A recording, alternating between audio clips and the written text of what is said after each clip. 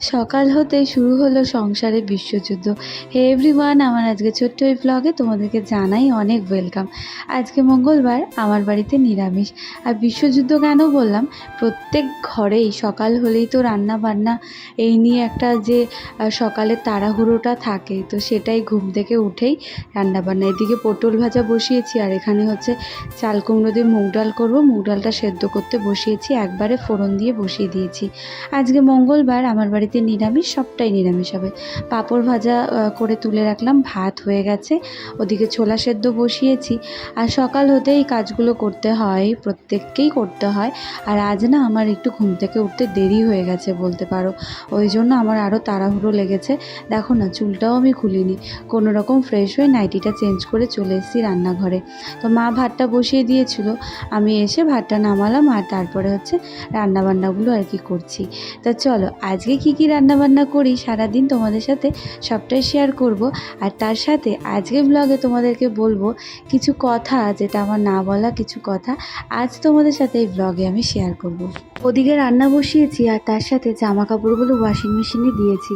তো ওয়াশিং মেশিনে দেখবে জলটা ধীরে ধীরে যায়, এই সাইড দিয়ে তো জলটা যায়, তো জলের এভাবে ফ্লোটা না একটু কম হয়, অন্তত আমার এখানে তো কমই হয়। তা আমি করি এরকম করে খুলে নিয়ে ডাইরেক্ট জল দিয়ে দিই, যখন হাতে সময় থাকে আর কি, মানে আমার হাত ফাঁকা একটু যদি করতে পারি। আজকে দেখছি ভালোই লেট হচ্ছে, আর প্রচুর জামা কাপড় রয়েছে। পরে এইভাবে জল দিলাম, খুব তাড়াতাড়ি ভরে গেল, আবার লাগিয়ে দিলাম। তো মেশিন চলতে থাকুক, আর এখন আমি বাকি রান্নাগুলো করি। তো তেলের মধ্যে এখানে কালো জিরে, শুকনো লঙ্কা ফোড়ন দিয়ে চাল কুমড়োর শাক দিয়ে দিলাম, আর এই শাকটা হচ্ছে ভাজা করব। তো ওদিকে পটল ভাজা, আর এদিকে তো ডাল, এটা দেখলেই। আর তার সাথে হচ্ছে চাল কুমড়ো শাক ভাজা করছি, আর এটা না বাড়ির ওপরেই আর কি এই শাকটা। আর এদিকে লাল চা বসিয়েছি, সকালে ছোলা সেদ্ধ হয়ে গেছে, আর এদিকে শাকটাও আমার ভাজা হয়ে গেছে। ডালটার মধ্যে চাল কুমড়ো দিয়ে দিলাম। লাল চা সকালবেলা শাশুড়ি মা আর আমি খাই।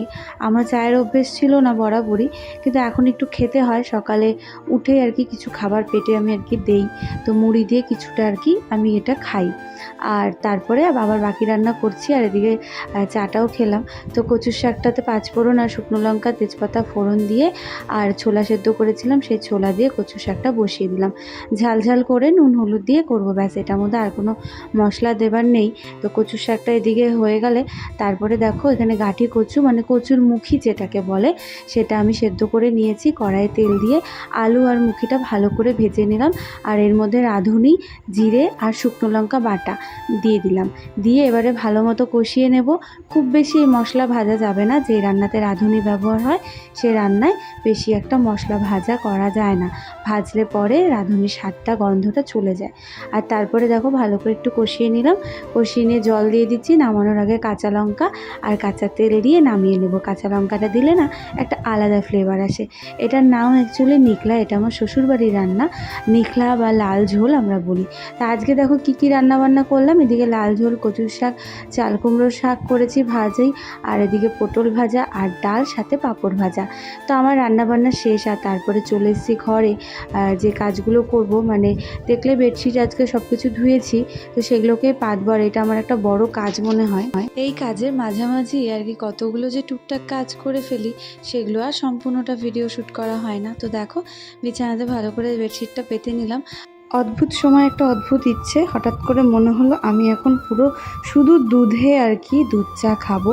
চায়ের আমার অভ্যেস না থাকলেও মাঝে মাঝে এরকম মনে হয়। তা আমি কাজের মাঝখানে শুধুমাত্র গরুর দুধ দিয়ে আর কি পুরো ঘন করে চাটা করেছি। তারপর মাঝখানে অনেকগুলো কাজ ছিল, করে স্নান ধান করলাম, করে নিয়ে দুপুরে খাওয়া দাওয়া করলাম। এদিকে দেখো জামা কাপড়গুলো সব শুকিয়ে গেছে, সেগুলোকেও ভাঁজ করেছি। করে নিয়ে আমি এখন দুপুরে একটু শুতে এলাম, এখন রেস্ট করব। আর একবারে সন্ধেবেলায় তোমাদের সাথে দেখা হচ্ছে। সন্ধে চা বসিয়েছি এখানে। তো সন্ধেবেলায় একবার চা খাওয়া হয়েছে সবার, আমি তখন খাইনি, আর এখনও খাবো না, কিন্তু সবাইকে আর কি আবারও করে দিলাম। ও বললো আবার একটু চা করো, তো সেই জন্য আবারও চা করলাম। আর এখন চলো তোমাদের সাথে একটা জিনিস শেয়ার করি। অনেকে আমাকে জিজ্ঞেস করো আমি চিতই পিঠা কী করে করি, এত নরম তুলতুলে কীভাবে হয়। আজকে সেই রেসিপিটা শেয়ার করছি। এখানে ওই 1 কাপ সেদ্ধ চাল, 1 কাপ আতপ চাল, আমি বেশিরভাগ সেদ্ধ চালেই করে থাকি। আজকে আতপ আর সেদ্ধ দুটোই দিয়েছি। তো দিয়ে তারপরে উষ্ণ গরম জল আর নুন দিয়ে মিক্সিতে ভালো করে পেস্ট করে নেব। আগে বলে রাখি এগুলো কিন্তু ভিজিয়ে রেখেছিলাম চালগুলো। আর তারপরে দেখো ব্যাটারটা এই যে তৈরি হয়ে গেছে। খুব বেশি ঘন নয়, ঘন হলে ভালো হয় না পিঠে, আর একদম ট্যালট্যালে পাতলাও নয়, ঠিক এইরকম টাইপের করবে। আর তারপরে হচ্ছে ঢাকা দিয়ে দিবে। আমি এই লোহার কড়াইটাতেই করি, আমার এই কড়াইটাতে খুব ভালো হয় এই পিঠে। আর তোমাদের বাড়িতে যেমন আছে, যদি সাজ থাকে সাজে করতে পারো, মাটির যেটা পাত্র থাকে সেটাতে করতে পারো। আর তারপরে দেখো 4-5 দিয়ে ভাবে জল দিয়ে দিলাম, আর ঢাকা দিয়েই রাখবো, আর আঁচটা বাড়িয়ে রাখবো। আর যখন হচ্ছে জলটা শুকিয়ে আসবে তারপরে আঁচটা কমিয়ে দেব, তাহলে পরে পিঠেটা একদম সেদ্ধ হয়ে যাবে। তো এটা একদম প্রথম পিঠেটা একটু এদিক ওদিক হতে পারে, তবুও খারাপ হয়নি, ঠিকঠাক হয়েছে। তারপরেরগুলো দেখলে ঠিকঠাক হয়ে যায়। তো তারপরে দেখো আরও পিঠে বানালাম। তো খুব বেশি ভেজাইনি আমি চাল, এই দেখো এটাও খুব সুন্দর ফুলেছে। দেখেছো, কিছুই করতে হয় না, নর্মালি আমি যেভাবে করি ফুলে যায়, কিন্তু এমন হয় না কখনো যে ফোলে না। দেখো প্রত্যেকটা পিঠেই খুব সুন্দর ফুলেছে, এমনকি ভীষণ নরম তুলতুলে। তা আমি কিছু পিঠে হচ্ছে দুধে ভেজালাম, ইচ্ছে হচ্ছিলো যে দুধে ভিজিয়ে খাই। হ্যাঁ, এটা গরমকালে কেউ এরকম পিঠে খায় না, এগুলো শীতকালের জন্য, কিন্তু ইচ্ছে হয়েছে তাই করে ফেললাম। এখানে দেখো চিনি দিয়ে দিলাম, গুড় দিয়ে দিলে এটা বেশি ভালো লাগে। তো এই সময় তো আর হচ্ছে খেজুর গুড় সেরকম ভালো পাওয়া যায় না, তাই চিনি দিয়েই করলাম। আর এখানে দেখো কয়েকটা বানালাম ঝাল পিঠে, কাঁচা লঙ্কা দিয়ে লাস্টে আর কি পেস্ট করে নিয়েছি, এগুলোও সবটা ফুলেছে। কয়েকটা ঝাল বানালাম, আর কয়েকটা হচ্ছে দুধে ভেজালাম। রাতে খাওয়া দাওয়া করে এখন আসলাম ঘরে, আর তার মাঝখানে আর ভিডিও করিনি। আসলে হচ্ছে পিঠে বানালাম, আর তারপরে হচ্ছে মোবাইল দেখতে মোবাইলে দেখি চার্জ শেষ, সেরকম একটা ছিল না। আর হচ্ছে রাতের বেলা একটু ভাজাভুজি করলাম, কারণ হচ্ছে ছিল সব কিছুই, কিন্তু আমার বিশেষ করে আমি এক খাবার বারবার খেতে পারি না, আর আমার বাড়ির লোক খেয়ে নিলেও আমি খেতে পারি না। তো সেই জন্য আবার হচ্ছে মিষ্টি কুমড়ো, তারপরে ঢ্যাঁড়স আর করলা, তো এগুলো ভাজলাম, ভেজে লঙ্কা ভেজে ঘি দিয়ে আর কি খেলাম, আর সবাইকে দিলাম। আর তো খাওয়া দাওয়া করে নিয়ে এখন এলাম হচ্ছে ঘরে। আর এত একটা ভ্যাপসা গরম, বাপরে বাপ, আমার শরীর থেকে মানে গরম মানে যাচ্ছেই না, এত ঘাম হচ্ছে। তা এখন চলো শুয়ে পড়বো, আর তার সাথে হচ্ছে এখন চুলটা বাঁধবো। আর এই গরমের মধ্যেও পিঠে বানালাম, কারণ আমার পিঠে খেতে ইচ্ছে করছিলো, আর আমার যেটাই খেতে ইচ্ছে করে আমি সুস্থ থাকলে বানিয়ে ফেলি। ভালো লাগে আমার বানাতে, সত্যি বলতে আমার খেতে, নিজে খাওয়ার থেকেও আমার যে কোনো রান্নাবান্না বলো, কাজ বলো, আমার ভালো লাগে করতে। তো সেই জন্য করি। আর সবথেকে যেন ভালো লাগে আমার কাউকে কিছু করে খাওয়াতে, মানে যে কোনো রান্না বিশেষ করে আমার ভালো লাগে কাউকে রেঁধে বেড়ে খাওয়াতে। আগেও বলেছি তোমাদের, তো এটা আমার বলতে পারো একটা ভালো লাগা।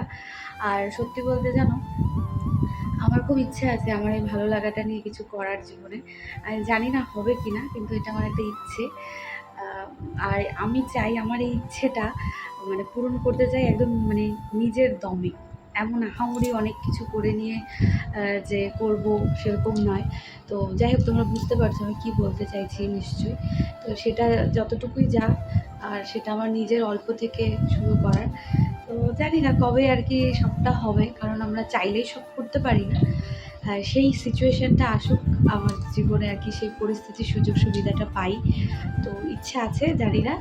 আর আমাদের এটা হচ্ছে একেবারে ছোট্ট একটা শহর আমার যেখানে বিয়ে হয়েছে, তো সেই জন্য ঘরের থেকে যে এই কাজটা করব সেটাও সম্ভব নয়। এখানে সেভাবে এগুলো চলে না এগুলো এখানে। তো জানি না যদি আমি ফিউচারে পারি কিছু করতে, তো আমার ইচ্ছা আছে আমার নিজের খাবার দাবার রান্নাবান্না নিয়ে একটা কিছু করার, নিজের জায়গা তৈরি করার। দেখা যাক কোনো যদি পূরণ হয়, তোমরাও দেখতে পারবে। আর আমার বর ফ্যামিলি প্রচুর সাপোর্ট করে এর যে কোনো বিষয়ে আর কি, এই নিজের পায়ে দাঁড়ানোর ব্যাপারটা নিয়ে।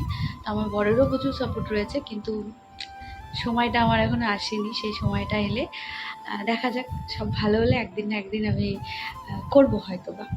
চলো, আজকে অনেক না বলা কথাই বলে দিলাম, এটা বলবো বলে ক্যামেরা অন করিনি, মনে হলো তাই বললাম আর কি। যাকে চলো, টাটা, গুড নাইট, আবার দেখা হবে কালকের ব্লগে।